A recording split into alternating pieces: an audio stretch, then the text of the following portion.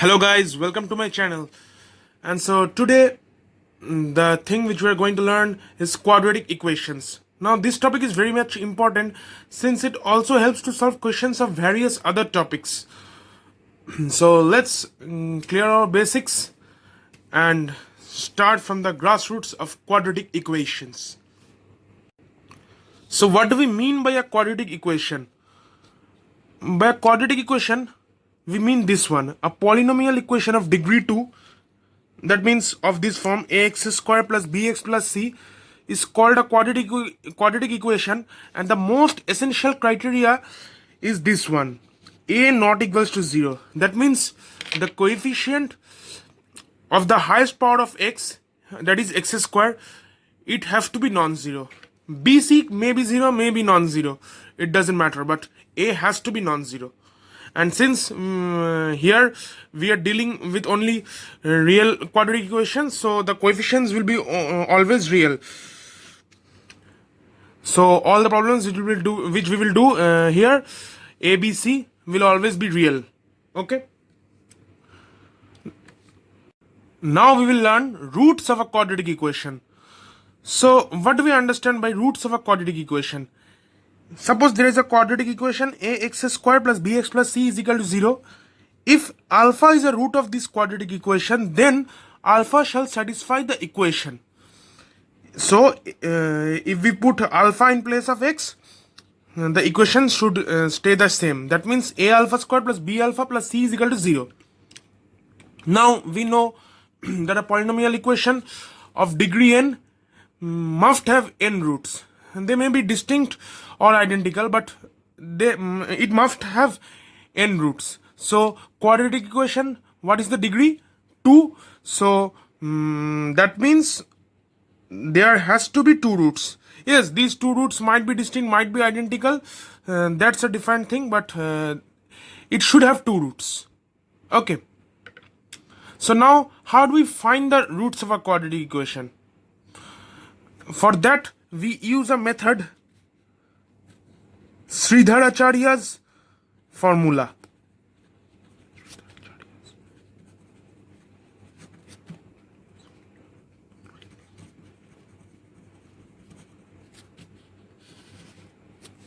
Sridharacharya's formula. So let's see the proof of Sridharacharya's formula. First we have written the quadratic equation ax square plus bx plus c is equal to 0. Now we divide the equation by a on both sides. So what do we get? X square plus b by a, x plus c by a is equal to 0. Now this part, x square plus b by a x, we try to make a whole square out of this. How do we make? We add b square by 4 square and we subtract b square by 4 square, and then we make a whole square, x plus b by 2a whole square. And we take this part on RHS, b square by 4 square minus c by a. Now we calculate this one, and here we take the square root. Now whenever you take the square root of any number n, we will get two values, plus minus root over n. If I tell you what is the square root of 25, it can be plus 5, it can be minus 5, because both plus 5 whole square gives 25, minus 5 whole square also gives 25. So we are taking both the values. Both are real values, so we can take both the values, plus minus root over b square minus 4ac by 4 square. Now x plus b by 2a is equal to this one, and then we take b by 2a and RHS, so minus b by 2a, and finally we get this expression. This is the value of x, and this whole derivation is how we derive the Sridharacharya's formula, which is this one. This is the Sridharacharya's formula. So x has two values. One value is minus b plus root over b square minus 4ac by 2a, another is minus b minus root over b square minus 4ac by 2a. So these are the two roots of the quadratic equation ax square plus bx plus c is equal to 0. Now this quantity under the root b square minus 4ac, it is represented by d, and it is called discriminant of the quadratic equation. Now this is the important thing. This discriminant determines the nature of the roots. Will the roots be distinct? Will the roots be identical?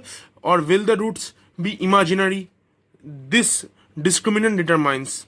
Now let's see how it determines. So we will get three cases here. First is if discriminant is equal to 0, then if you see, if discriminant is 0, then what will both the roots be? Both the roots will be minus b by 2a. It will be that, na? Minus b by 2a. So both the roots will be equal. So d is equal to 0 implies the quadratic equation has real and equal roots. Now d greater than 0. See, if d is greater than 0, then there will be two values. One will be the plus, one will be minus b plus root over b square minus 4ac by 2a, and there will be minus b minus root over b square minus 4ac by 2a. So they will be distinct, but they both will be real because b square minus 4ac is greater than 0. So the square root of a positive quantity is real. It may be rational or irrational, that's not the matter, but it will be real. So this will give me real and distinct roots.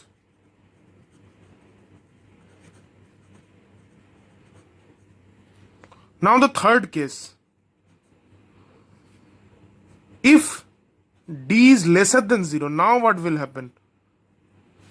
Still we will get two roots, that's for sure. Unless d is equal to 0, we will always get two roots, that's for sure. But here, we will get, here b square minus 4ac is lesser than 0, so we will have to take the square root of a negative quantity. And that doesn't give us real value. Root over minus 3, it's not a real value. It's represented as root 3i. This we will learn in the chapter of complex numbers. It is called iota. Okay, but it's not a real value, it's an imaginary value. So if d is lesser than 0, then we will get not real roots but complex roots.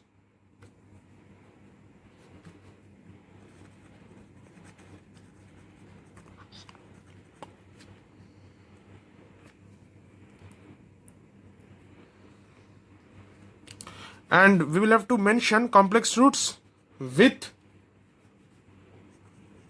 non-zero imaginary parts, because real numbers are also complex numbers.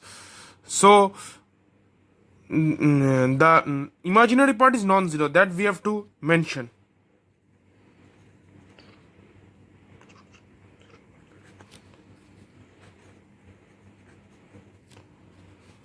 Okay. Now two more things to say. For the second case, d is greater than 0, real and distinct roots. Here, remember that if b square minus 4ac, that is d, if this thing is a perfect square, then the square root will give me an integer, and so minus b plus minus that integer by 2a, it will give me a rational thing. So x will be rational. Okay. So the roots will both be rational. But if b square minus 4ac is not a perfect square, then the square root will give me an irrational number. And if b and a are both integers, so then x will become irrational. And if it's irrational and all the coefficients of the quadratic equation are rational, then remember that if there is one root p plus root q, then the other root has to be p minus root q. Provided A, B, C, all of these are rational. Okay. And also for the third case, if one root is p plus iq, then the other root has to be p minus iq, provided A, B, C belongs to real. And as we said at the beginning, that here we will consider only those examples where A, B, C belongs to real. Okay. Remember, a quadratic equation whose roots are alpha and beta can be written as x minus alpha into x minus beta is equal to 0. That is, ax square plus bx plus c is equal to 0 can be written as, if we take out a, then a into x minus alpha into x minus beta is equal to 0. Remember, the leading coefficient will be outside. Okay. And we can use this thing to determine the roots also very easily without Sridharacharya. If factorization can be done, then we don't need to use Sridharacharya's formula because it's a bit cumbersome. Okay, like for this quadratic equation, x square minus 3x plus 2, we can factorize it into x minus 2 into x minus 1 is equal to 0. I hope everyone knows how to factorize. So we can factorize it. We can write it x square minus 2x minus x plus 2 is equal to 0. Then we take the common and all, and we get this thing, x minus 2 into x minus 1 is equal to 0. So either x minus 2 is equal to 0 or x minus 1 is equal to 0. So x can take the two values 2 or 1. So the two roots of this quadratic equation are 2 and 1. So this is also one way of solving a quadratic equation, but this is only possible if you can factorize it. Otherwise, Sridharacharya is useful for all quadratic equations. You can use it for any quadratic equation. Okay.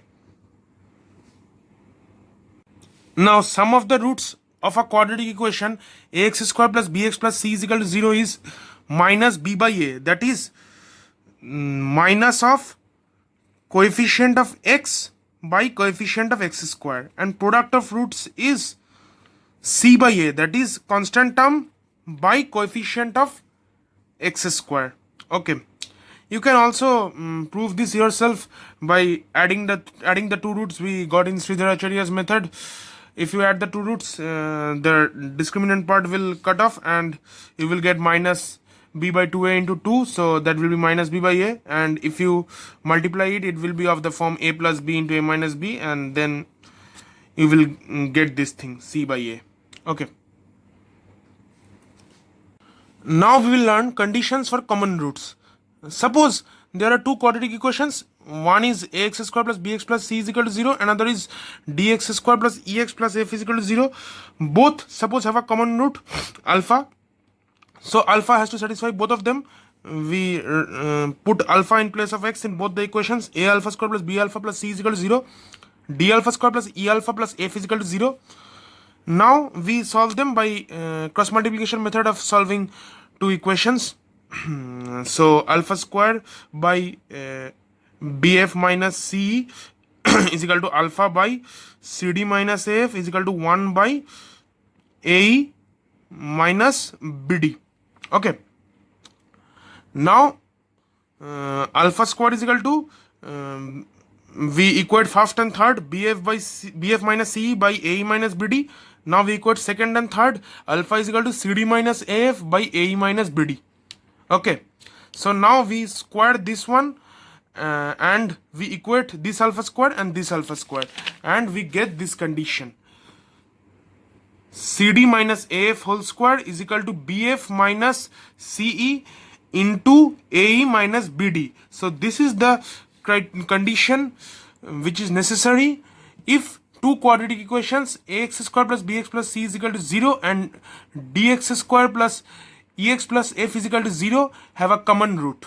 Okay, and if both the roots of the two quadratic equations are common, that means their corresponding coefficients ratio the ratio of the corresponding coefficients shall be equal. A by d is equal to b by e is equal to c by f. It's natural, na? If one is x square plus 3x plus 2 is equal to 0, then if we multiply all the coefficients by 2, we will get 2x square plus 6x plus 4 is equal to 0, but still the roots will be same.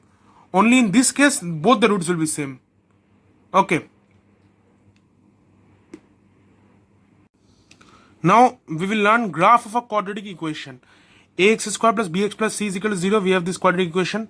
Now for a greater than 0, if d is equal to 0, then both roots are equal. So that means it will touch the x-axis at only one point. And remember, for quadratic equations, the graph is always a parabola. And if a is greater than 0, it will be the parabola's vertex will be down. We call it a smiling parabola. We can remember in that way. and for a lesser than 0 the vertex will be upwards, so we call that actually a sad parabola. Like that you can memorize. Okay, so here d is equal to 0, it touches the x-axis at only one point, so this alpha, so alpha is both the roots, and so the two roots are alpha alpha, identical roots. Now the second case, d is greater than 0, so two distinct real roots, so it cuts the x-axis at 2 points, alpha and beta, and these are the two roots. Now here d is lesser than 0, the third case, so imaginary roots, so it will not cut the x-axis even at a single point, it will always be above the x-axis. So now remember, if a quadratic equation's discriminant is lesser than 0, then either it will always be greater than 0 for all values of x, or it will always be lesser than 0 for all values of x. It depends on the sign of a. If a is greater than 0, then it will be always positive. If a is lesser than 0, then it will be always negative. We will see that in the next case.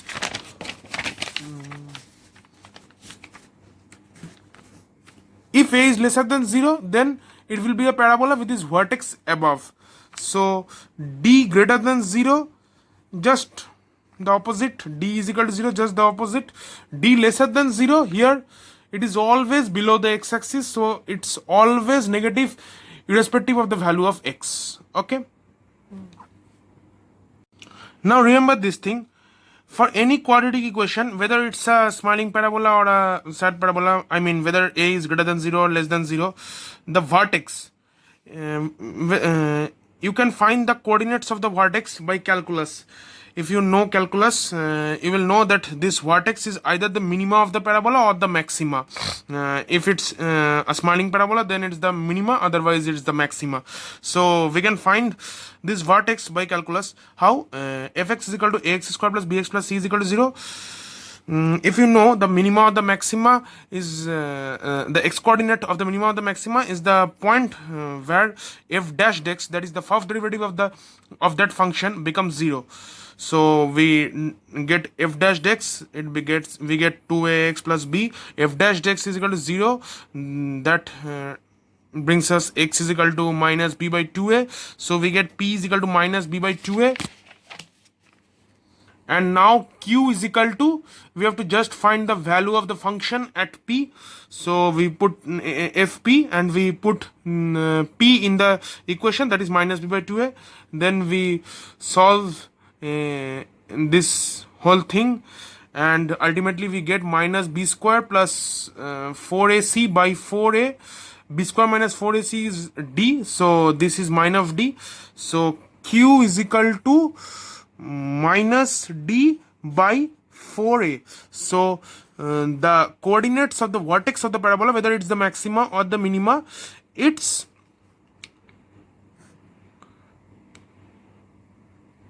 minus b by 2a, sorry, minus b by 2a minus d by 4a. Okay,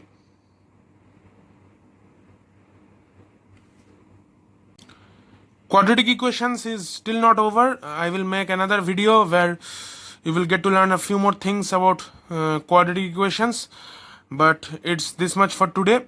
I hope everyone has understood whatever I taught today. If there are any doubts, feel free to ask in the comment section. And yes, please like and share my video as much as possible, and please subscribe to my channel, and don't forget to press the bell icon if you wish to receive further notifications. Thanks. Bye bye.